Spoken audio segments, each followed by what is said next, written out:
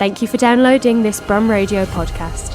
For more podcasts, visit brumradio.com. I'm Dave Massey. I am down at the Birmingham Hippodrome, and I'm here again for the Jack and the Beanstalk Brum Panto, which is in Birmingham until the 28th of January. I am joined by Samantha Womack. Good afternoon, Samantha. How are you? I'm very well, thank you. Thank you so much for taking the time to chat to me this morning.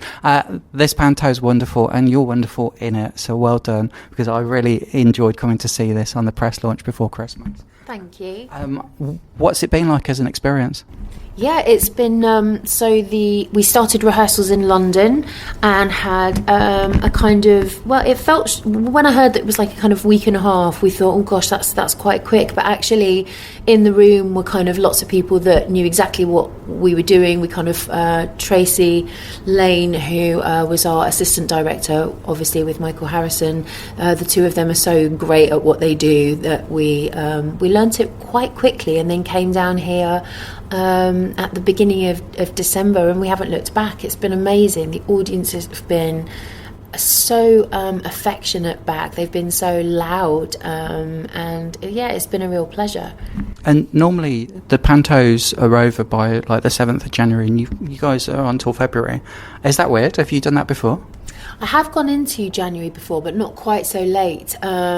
But I think the audience has changed dramatically. So there's kind of predominantly family-based kind of up into around Christmas. But of course, all the schools get the opportunity in January to come and see them, which is fantastic to introduce them to the theatre. It's a lot of children's first experience with the theatre, understanding what that is and the magic of it all. And you hope that will continue through the rest of their lives. You know, if you get them young and they enjoy the experience, hopefully they'll keep coming back. This theatre was my first Panto experience when I was like 7 or 8. Do you have a first memory of Panto at all? Or like a younger experience of it? Yeah, I do remember one of my first shows that I saw actually wasn't too dissimilar to a Panto, I suppose, because of the colour and the kind of life of the show. It was called Barnum. Yes. You remember the musical Barnum? And I was obsessed with that. My grandmother took me to see that at the Palladium when I was, I think, 5 or 6. Mm-hmm. Michael Crawford was playing the lead, and I was completely kind of spellbound. I asked her to take me back to see it as many times as we could afford, and that really was the first time that I was transported into that world. You know, the kind of minute that you sit down in the seat and the lights go down and you hear the kind of the orchestra or the band playing, there is a magic, and once you've experienced that, you always want to go back for more. Birmingham people are really terrible at recognising famous people. If we think we've seen a famous person, we just go, that's not them, that can't be them. I think TK Maxx, I beg to differ. I wore a mask in TK Maxx because, you know, I was just trying to stay kind of healthy and safe because we've got 2 shows a day. And by the time I got upstairs to pay, they had all congregated around the till and said, I knew it was you, and that was just from my eyes. I was like, this is the most amazing thing ever. Obviously we shout at Alison wherever we see her in town, but has that been your experience? Have you been able to get round Birmingham fairly incognito, or are the staff in shops doing that? It depends if you linger for too long, doesn't it? The problem with soap is you've been in everyone's living room for 4 times a week for at least kind of 7 or 8 years. So even if people don't know why they recognise you, they'll always do a double take because you've just been in their household, I suppose, for such a long time. And that must be really weird because they do recognise your voice then when you're speaking. Yeah, I think, although luckily I'm not shouting as much as I did in EastEnders, so it might be a slightly different voice, and she was a bit more like that. But it's a funny thing, but actually everyone's always really pleasant. You know, people only ever really want to speak to you because they're excited. Yes. So, and that's part of the industry, isn't it? You'd be crazy to be in an industry where you were being recognised and then resent it. What's it like working with Matt Slack, and did you already know him before coming to do this? Yeah, of course I'd heard of Matt Slack. I'd never worked with him before, but you know, he's legendary in terms of kind of on-stage comics. You see the work and the preparation that he does firsthand. I got to see that firsthand this time round because he works on the script all year round. Yes. But actually being on stage with him is actually much harder than you think because I get lost in what he's doing, so I forget even something simple like the letters of the alphabet.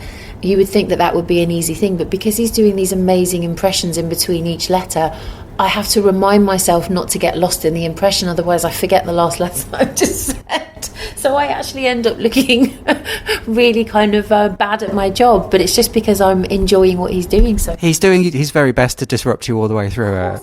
And it's brilliant to watch, because obviously he sees you as a professional actor, and I see him, because he calls you by name during it sometimes. I've seen him do that as well. He'll do that. It's kind of a fake corpsing thing, which is great with Panto, is that you look like you're slipping up and calling the person by their actual name, and that brings the audience even closer. I love that about Panto. It does, because we always wonder on the press night whether that's then going to happen throughout the show. And then I hear people go, "That's so good, we'll keep that in, let's do that again." And then you get a similar reaction the next day.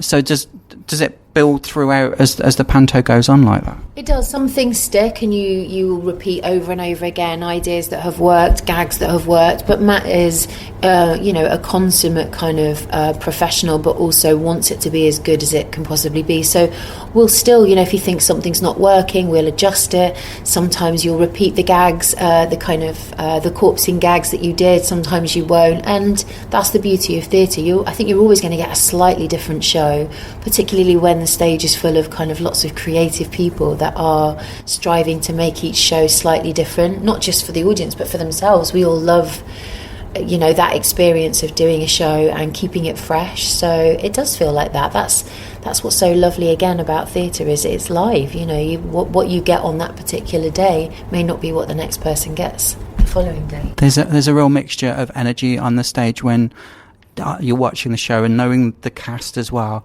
You've got like Andrew, who's been doing it as the Dame for years, and I don't mean years and years, but I do mean he's been doing it for years. And then you've got Alexander, who's like a young puppy, who's coming out to do things on the stage, and he's like, every time he's climbing up the beanstalk, you feel like he's doing it for the first time, but he's not doing it for the first time. He's got that wonderful enthusiasm. He's a perfect Jack, really, because it actually takes a lot of talent to look that kind of vibrant and buzzy, and he makes it look like it's him, it's his personality. But actually, to be that joyful and energetic twice a day is really hard work, and to not make Jack sometimes cloying or a bit patronising, because they're written as straight parts, aren't they? So he is the perfect Jack. He and as is our Billy with Princess Jill. They both have got exactly the right mix of kind of tongue-in-cheek, but at the same time the innocence, what the children are looking for to engage with the story, which is why there's a little bit for everyone. If we were all doing kind of adult knowing performances, you wouldn't engage the children as much. So it's a real lovely kind of mixed bag. I really like the accents that you get to do when you're, and I've because I know that you can do accents from having seen you in the shows that you've done before.